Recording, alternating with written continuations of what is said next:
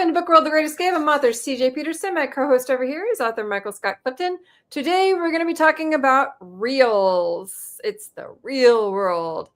Mike is, the technical director that he is like, what can he add to it? Mike, what can you add to the real world? Well, the disclaimer first that everyone watching, I have tutored CJ about social media reels, and I'm allowing her to take the stuff that I've done and use it in today's podcast. I'm very gracious in that behalf. So I would really, she can use my vast knowledge of things that bump on the social media page. So I'm going to nod a lot. I'm going to do this a lot, and maybe not much else. Yes. The joke is that Mike is not technically, that Mike is technically challenged. A bit, compared to my mother-in-law, I'm the next Steve Jobs. So, I'm right there. The thing we live in, it's funny in a way, CJ, is that we live in a time where technology takes leaps and bounds so fast that what is cutting edge a year ago is now, yesterday's news. And, and that's, I think, it's great to have someone like yourself who stays on top of that, because authors, need to be able to master the social media aspect of promoting themselves in their books, and reels and short video clips is part of that. Well, the thing about the reels, though, I was actually doing a lot of research on it. They actually didn't launch globally until 2020. Really? Yeah. As odd as that sounds, they actually are pretty kind of recent, as strange as that sounds. It doesn't sound like it's been that recent, but it actually has been fairly recent when you think about it technologically wise. So it's kind of wild. But before we start, I have a Comic-Con coming up, and I want to make sure to announce that we're going to be going to Brazoria Comic-Con down in Lake Jackson, Texas on February 28th and on March 1st. So we'll be down in Lake Jackson, Texas, and we'll be having our little puppy will be with us, Tegan. We just got her last weekend. She is a little King Charles Spaniel, so she'll be attending with us. I'll be running the floor. Super Hubby we're running around with. And so we'll be down there. If you want to learn more about Brazoria Comic-Con, you just have to look up BrazoriaComicCon.com. It has all the guests listed down there. I think we actually have quite a few. I think we actually have six or seven this time. So it's a wide variety. I know there's multiple Power Rangers that are going to be down there. So if you're a Power Rangers fan, make sure to check that out. I know there's multiple other guests. I know we have one of the Scream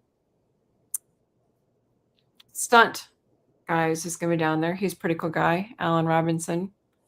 We had him over at Victoria Fan Fest. He's actually really cool. So make sure to check him out too. But we have multiple guests that are going to be there, so make sure to check that out. BrazoriaComicCon.com down in Lake Jackson, Texas. That's going to be February 28th and March 1st. And so I'll be down there. So you can't miss it. It's always a fun time down at our Comic-Cons. So I always enjoy it. They are family friendly. That's the plus for us. So make sure to bring your little ones. And I always love those. So check that out, BrazoriaComicCon.com. So back to the real world, as I jokingly call it. As you noticed, we started doing reels for Book World. And so that's at a plus. And I also do them for my other podcast, Imagine Making Mischief. We always do a reel, and we also do a thumbnail for YouTube. And I enjoy doing it because it kind of adds a little bit of an added element to the different podcasts. It lets you see a different side to the guests. It's not just one-dimensional. It kind of makes it a little more three-dimensional because you could see a little bit more of the guests. And I like doing reels for different ads as well. And being a content creator, whenever I go on different trips, or if I want to feature something that hubby and I did, It also allows us to go ahead and I do a short reel for it as well. Reels tend to be about, you know, 30 seconds or actually anywhere between 15 seconds to 90 seconds long. And they tend to capture it. You don't want them to go any more than about 2 minutes and 50 seconds. Anything longer than that, and you tend to get flagged. You need to be really careful when it comes to reels, because especially on YouTube, YouTube will nail you and they will block them when it comes Hmm. to music. So you need to be really careful what music you add to them. You can get away with a lot more on TikTok when it comes to your music. So is There's that because it's copyrighted, CJ? hmm, Okay. Okay. there's a couple different platforms that I tend to use. I usually flip between two of them. I usually use CapCut and I usually use Kine, Kine. CapCuts you need to be careful with because I tend to keep them. And if you notice, and when you do go to CapCut, there are different templates. And the templates that they use are usually somebody else's videos. That's why they keep them. And you can kind of plug your stuff in there.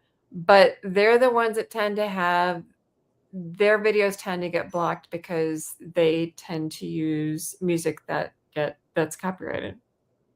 So what I do with theirs is a lot of times I'll block the sound and I'll pull it over to Kine because Kine's music tends to not get blocked. So I usually block the sound and I'll pull it over to Kine and I'll do my own because I like the transitions of CapCut and I'll pull it over to Kine and I'll put my own little, I'll make sure to put my logo on it in Kine. And then I'll sometimes put like a little header on it. And then I'll put the music from Kine because Kine, usually that music doesn't get blocked 9 out of 10 times. There's a couple that have been blocked since. I don't know why, but that's a YouTube thing. But they get a really good reception when it comes to the different transitions from CapCut, which is what I like. But Kine has been adding more transitions, and so I've been kind of playing around more with Kine's transitions more.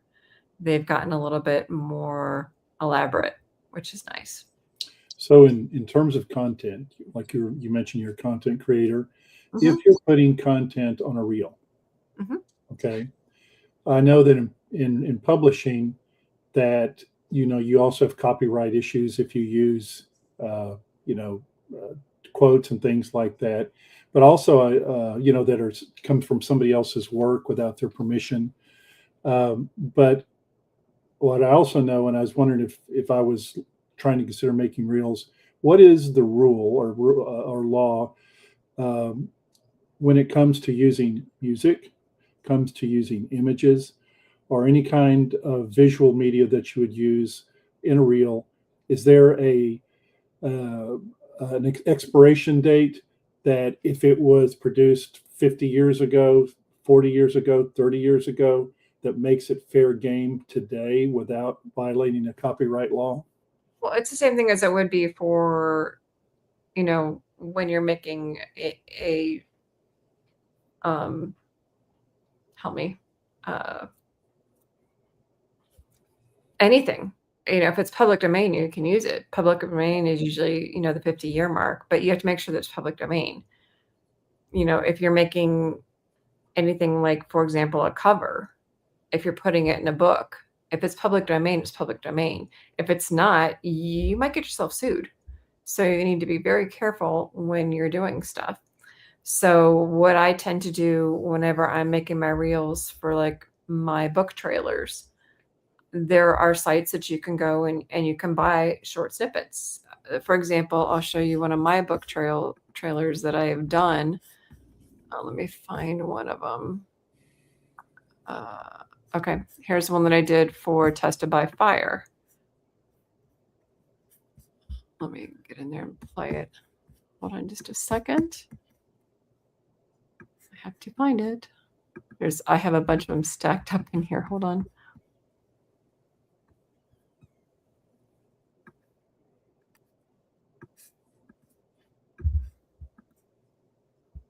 it is.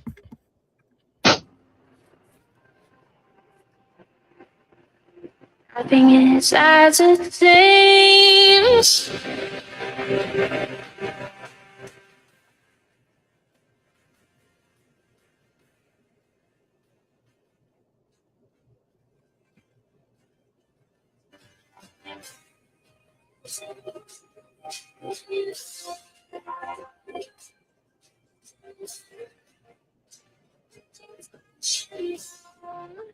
Nothing is as it seems.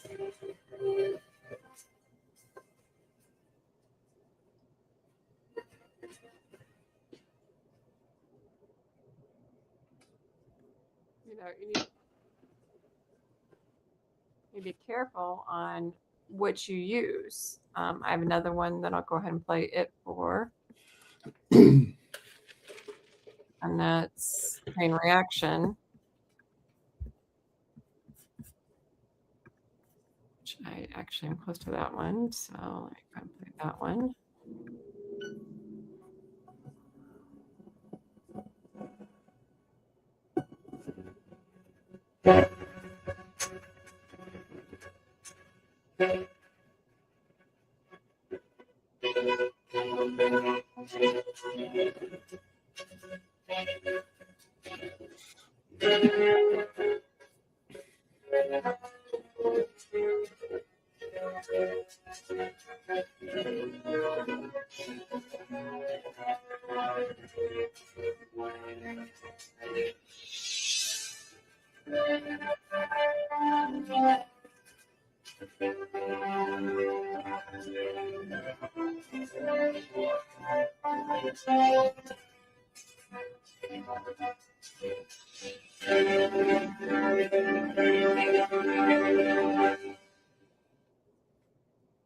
Now that's one that I made. And so I know that when I got those little snippets, that I paid to use those short Okay. snippets. Okay. Now, the one that you sent me regarding your book trailer, I'm assuming that it was the same idea and that somebody had paid for the snippets to use for yours. So I'm going to go ahead and play your book trailer as well, since we're talking about book trailers, because this is a great way to utilize a reel. So let me go ahead and play yours as well, since we're talking about book trailers.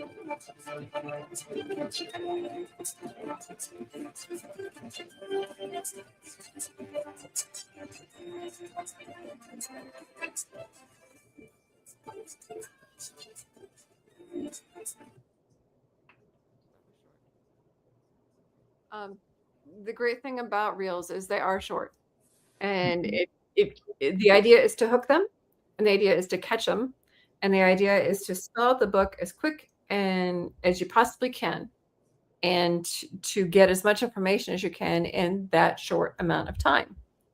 As you saw in mine, I was able to not only spell out the story, but I was able to get the hashtags at the end, and I was able to tell who wrote it, and I was able to make sure to get in there who wrote it, the hashtags, and where to find it. So public domain means it's fair game. Mhm. And there are sites you can go to buy images and short video clips that you can splice and add to your reels. And music. And music as well, right? And if you're watching the podcast, CJ, of course, I know this doesn't apply to me, but let's say that you feel a little intimidated by the technical aspects of creating a reel for yourself. Are there YouTube videos, how to? Is this something that anybody can actually do without having to climb the mountain, so to speak? There is, and there are easier ways to do it. So, for example, what we can do is I'm going to show you. You know what? I'll show you this one. This one's probably the easiest one to do. I'm going to show you one that I did for a promotion for when I was on the corner bookstore. And the reason I'll show you this one was because it.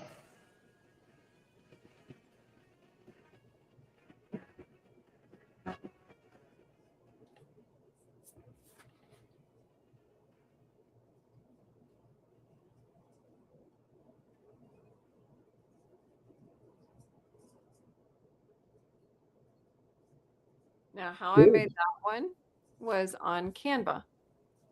Okay. So what I did, and this is also how I make the ones that you guys, if you saw this one for books for Book World, Right. what I did was I took. Okay, mommy says, yep. CapCut has some good templates in general, though not sure how it translates to books and authors.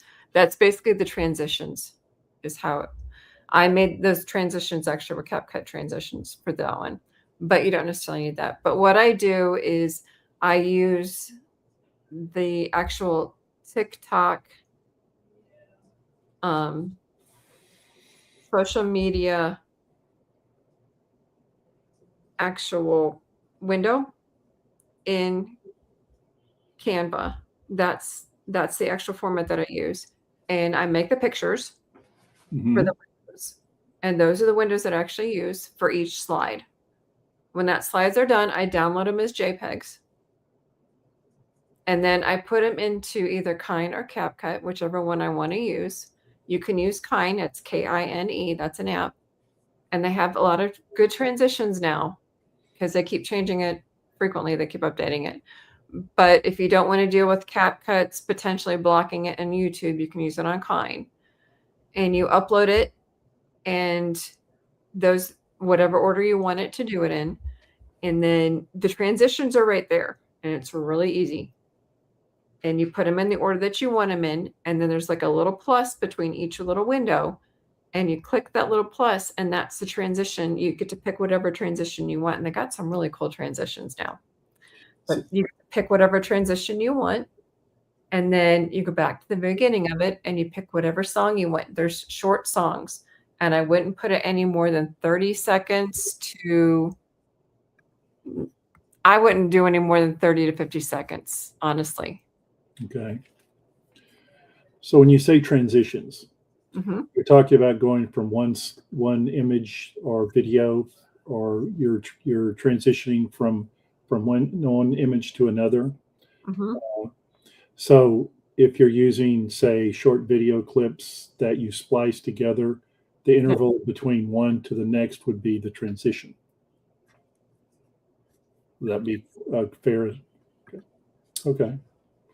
And they supply those transitions. You can, from what you're saying, and I'm learning this, CJ, as we're part of that podcast. It's kind of weird, but okay. So when you are putting together a reel, and you can choose a transition. Are we talking about how long it takes? If there's the transition one music to the next. Yeah, the transitions themselves have their own amount of time for each transition. Okay. A set amount of time, like 5 seconds, 10 seconds, 20 seconds. It has its own time. Okay. But you choose which type of transition you want. So when you say the type, what exactly does that mean? There's different types of transitions that you can pick from.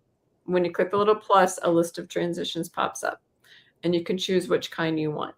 So you just kind of got to go through, and it'll show you what it does. So can you give an example of one of those transitions? The one we just saw. Remember how it spliced the screen? Okay. That's the transition. Okay. Sometimes it'll do the box splits. Sometimes it'll flip. Oh, okay. Yes. Sometimes it'll spin. That's a transition. So it's like I know this is kind of an old-fashioned term, but it's kind of like a special effect. Yep. Okay. Exactly. Exactly. That's exactly what it is. Now, when it comes to Reels, I'm going to give some facts, some really cold hard facts, because some people need the actual facts. And you can't ignore Reels. They may have only been around since 2020, but you can't ignore these facts. Instagram Reels are played over 140 billion times per day, according to Instagram Business. You can't ignore that fact. 91% of businesses with 100 plus employees use Reels in marketing. The audience demographics are between 18 and 35-year-olds. The average Instagram Reel gets 243 likes, 8 comments, and 28 saves. They reach over 1.8 billion users monthly with 60 million daily on Instagram alone, 200 billion between Facebook and Instagram. And these are just facts. Now, the best time, so pay attention for those who actually post. The best time to post Reels are in the morning between 8 and 11, or the evening between 7 and 9. The strongest performances are Wednesdays and Thursdays, overall between 8 and 12 in the morning. Wow. So the morning's the better time. Pretty much. Okay. Okay. Now, there's usually a 70-10 or 70-20-10 rule. 70% is value-driven content, which is like educational, brand building, and helpfulness. 20% is like shared content. So like the reels that I post between like the book world and Magic Making Mischief, or like the Comic-Con, that sort of thing. So like the value-driven would be like my content creating stuff. And then 10% is promotional. So like my books. So if you can keep that type of a rule going, you're not going to overwhelm the people who are following you. And you're not going to be like pushing your books or your promotional stuff, and they're not going to turn a deaf ear to when your books actually do come out. Does that make sense? Oh, yeah. So if you follow that type of an idea, and just like in books, when it comes to making your reel, you have to start with the hook. So when you saw my reels, you saw the hook of, the fire. Oh, there's a fire. What's going on? So when I did Testify Fire, okay, cool. There's a fire. What's going on? So you get the hook, and then you get the meat of what happened to her. And then you get the rest of the information. And that's the same thing as when we're writing books. It's the same idea of formatting a reel. But that's exactly the same idea. Now, for those also logic people, I have a nice little chart for you. Instagram reel engagement for you. As you can see, the reels have high engagement when it comes to actually people watching them. It's pretty high up there. Yep. Numbers don't lie. So if we have writers out there, authors, who aren't taking advantage of social media opportunities like Reels, Instagram, Facebook, YouTube, then they're actually missing out on chances to connect with, from what you have said, as many as 1 billion people, or millions and millions of people, which a professional public relations agency would kill for those kind of, that kind of an audience to sell product. Yep. And then here's your target audience. When we talked about the numbers regarding the actual numbers, when you're looking at it, you've got your 18 to 24-year-olds, your 25 to 34-year-olds, your 35 to 44-year-olds. If you're looking to sell books and stuff, if you're looking, for your content creators, the Cat Karen asked what we're talking about. We're talking about reels. This is your Instagram reels by age and gender. This is who are looking at your reels on Instagram. Again, the numbers don't lie. It looks like, you read all the time on people who are promoting products, which if you're on social media now, you're inundated with them. But when you watch TV shows, movies, etc., one of the things that the reports that come out on whether the TV series, TV show, movie, etc., streaming service has been successful or not is the demographic that watches it. Mm-hmm. And from what you've shown on the graph, of course, the demographic is exactly the same. The coveted demographic is what, between 18 and 45, 50, something like that. And it's not that if you're younger or older than that, it doesn't count, but that is what I know advertisers look for. And that is what media companies sell their products for. Here's the proof. We have this kind of viewership, and so we're going to charge more money for it. And I guess when you look at it from a strictly practical standpoint, it's the same thing with a small author or a successful author. If you have the opportunity to use this kind of tool to put yourself out there and the products, which are books, and you're not doing it, and I have to admit, I raised my hand, I've not scratched the surface on that. You're actually wasting opportunities, and that's you're just wasting them. Yeah, well, and it's not even you do it for books. Like I said, you do it for books, but you also do it for content creation. So, for example, I'm going to show you one of the ones I did when Super Hubby and I went to down to one of the state parks. Okay. For content creation as well. So here's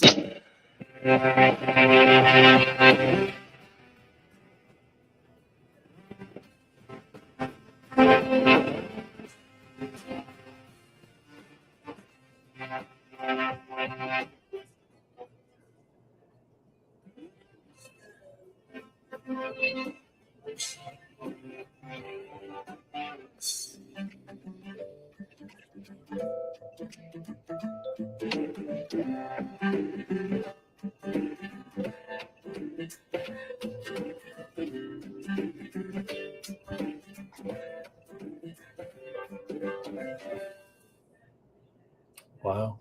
Yeah. So and you can see that one was done by CapCut because you could see it up in the top. So you use, thank you, TechFlip said that's a really good video.